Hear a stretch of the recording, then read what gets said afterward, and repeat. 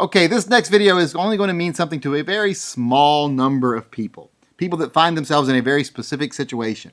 Now, we've all heard about how you change a .40 caliber or a .357 SIG Glock into a 9mm Glock simply by buying a conversion barrel. That's easy.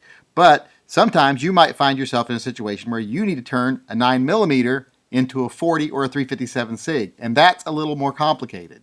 Now, about the only time you would ever want to change a 9mm frame into a .40 or .357 SIG is if you bought like a stainless replacement barrel, like from someone like Lone Wolf or Caspian, etc., and you want to reuse the frame you got, but you want to go ahead and upgrade to a .40 caliber or a .357 SIG, and you had like, say, a Glock 26 before.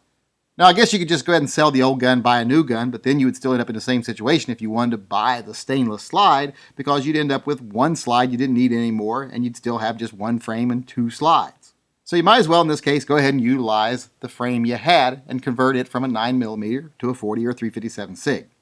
And I have found myself in just that position. I bought a .40 caliber custom slide, and when I went to buy a frame, the only one I could find was a G26 frame. Now, a lot of people think G26, G27, G33 frames are exactly the same, but they're not. There is one difference, and I'll show you what that difference is. I went ahead and took this frame apart already to show you the part here that's different.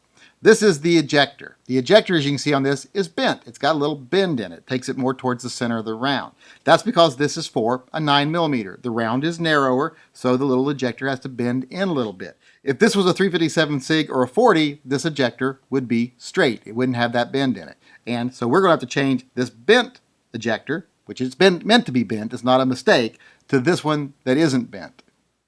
And this is a really easy mod. All you got to do is take like a really narrow punch here and push that little ejector out from the back. See it slide right out there. Just pull it out and slide the new one in. Make sure you get it seated all the way in.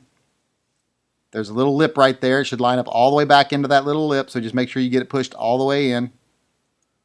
Okay, there, it's all the way in there. And now this is a .357 SIG or .40 housing, because this is now set up for .357 SIG or .40 because I changed the ejector. That's all you got to do.